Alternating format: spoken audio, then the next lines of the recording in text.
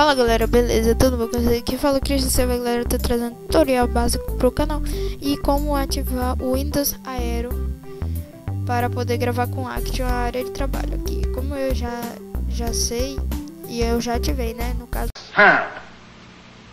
não! eu tô gravando. Aí você vai aqui personalizar, aperta com o botão direito aqui, tá?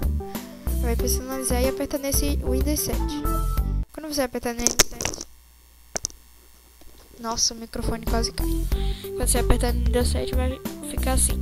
Aí você vai e escolhe uma foto normal pra sua área, né? E já vai estar funcionando. E valeu, falou e fui. Vai ter outro tutorial. Falou, tchau.